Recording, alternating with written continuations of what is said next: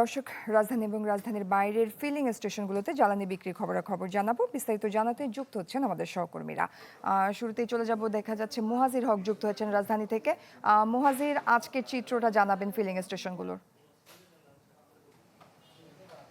জয়ী, এই মুহূর্তে আমি আছি রাজধানীর বিজয় সরণি এলাকায়। বিজয় সরণির যে ট্রাস্ট ফিলিং স্টেশনটি রয়েছে সেই ট্রাস্ট ফিলিং স্টেশনের সামনে, এবং আপনারা এরই মধ্যেই দেখতে পাচ্ছেন আমার পেছনের চিত্র এবং সেই দীর্ঘ যে সারি, প্রত্যেক দিনের চিত্র এখন এটি নিয়মিত চিত্র হয়ে গেছে, যে মোটর বাইক সহ অন্যান্য যে যানবাহনগুলো রয়েছে তারা তাদের জ্বালানি নিতে এসে এরকম দীর্ঘ সারির কবলে পড়ছেন।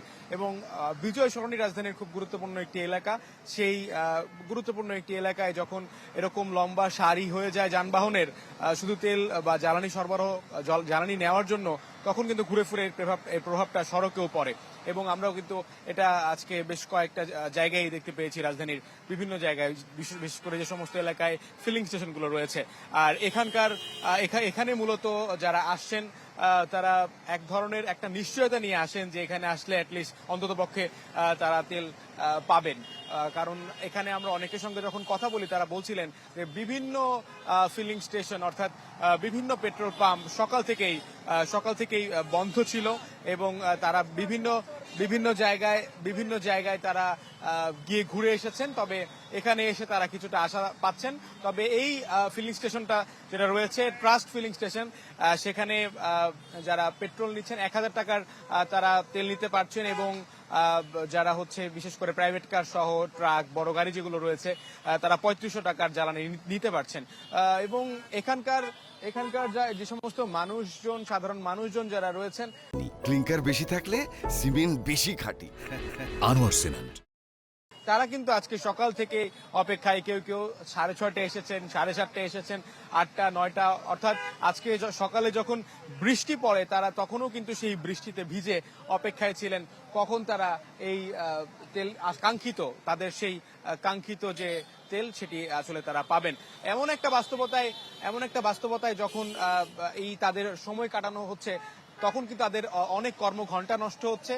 যারা দিন আনে দিন খায়, বিশেষ করে অনেক রাইডার ভাই রয়েছেন যারা তাদের দুঃখের কথা জানাচ্ছিলেন এবং প্রত্যাশা করছেন সরকার হয়তো বা দ্রুতই এই সংকট সমাধানে আরো কার্যকর ভূমিকা পালন করবে। জয়ী। মুহাজির, ধন্যবাদ আপনাকে। দর্শক, আরেক সহকর্মী জুবায়ের মঞ্জুর যুক্ত হয়েছেন চট্টগ্রাম থেকে।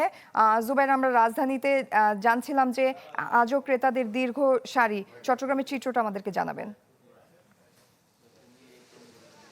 হ্যাঁ জয়ী, আমার সহকর্মী যেমনটি বলেছেন, আসলে অনেকটা একই চিত্র চট্টগ্রামেও। এখানেও যে সংকট সেটি চলমান আছে এবং মানুষের যে ভোগান্তি সেটি কিন্তু আছে।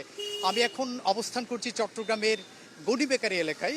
কিউসি যে সেন্টারটি আছে, কিংবা কিউসি লিমিটেড যে পাম্পটি আছে, সেখানকার সামনে অবস্থান করছি। নিশ্চয়ই আপনি ক্যামেরার মাধ্যমে দেখতে পাচ্ছেন, দর্শকরা দেখতে পাচ্ছেন, দীর্ঘ সারি ধরে মানুষ অপেক্ষা করছে। আমরা কয়েকজন গ্রাহকের সাথে কথা বলেছি, তারা যেমনটি বলেছেন, কেউ 6টার আগে এসছেন সকালে, কিংবা কেউ 6টার দিকে এসছেন, কেউ বা 7টার দিকে এসছেন।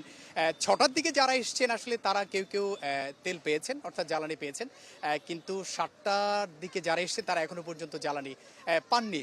এবং তারা যেটি বলেছেন 4 ঘন্টা, 5 ঘন্টা কিংবা 6 ঘন্টা ধরে অপেক্ষা করেই তাদেরকে আসলে তেল নিতে হচ্ছে। এই চিত্র শুধু আজকের না, আপনি নিশ্চয় জানেন বেশ কিছু দিন ধরেই কিন্তু এই যে সংকট সেটি চলছে।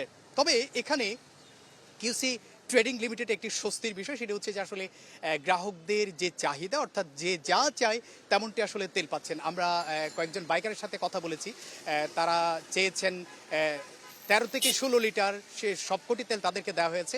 এবং যে বড় গাড়িগুলো আছে সেখানেও 30 লিটারের উপর, এমনকি 40 লিটার তেল পর্যন্ত তাদেরকে দেওয়া হচ্ছে। আজকে এখানে মূলত অকটেনে দেওয়া হচ্ছে। আমরা কর্তৃপক্ষের সাথে কথা বলেছি, এখানে যারা দায়িত্বে আছেন তারা যেটি বলেছেন, আজকে সকালে 2টি তাদের গাড়ি এসেছিল এবং সেখানে 1800 লিটার মতো তেল এসছে, এবং সেই তেলগুলো তারা মূলত গ্রাহকদের কাছে দিচ্ছেন। তবে তারা যেটি বলছেন যে আসলে এই যে 1800 লিটার তেল কিংবা জ্বালানি কিংবা অকটেন যেটি বলি না কেন, সেটি শেষ হলে পরে এর পরে দেওয়ার মতো তাদের এখনো পর্যন্ত সেই সুযোগ নেই।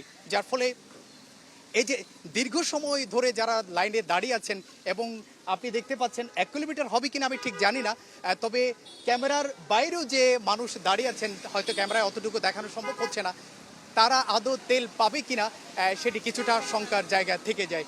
তো যেটি বলছিলাম সব মিলিয়ে চট্টগ্রামেও যে জ্বালানি তেলের সংকট সেটি আছে এবং মানুষের যে ভোগান্তি সেটি আছে। তারা একটাই দাবি রেখেছেন গ্রাহকরা, এই যে সংকট সেটি যাতে দূর হয়, মানুষ যাতে ভোগান্তি থেকে মুক্তি পায়। এই ছিল চট্টগ্রাম থেকে আমার কাছে আপাতত সর্বশেষ। জয়ী। জি জুবাই মঞ্জুর, ধন্যবাদ আপনাকে।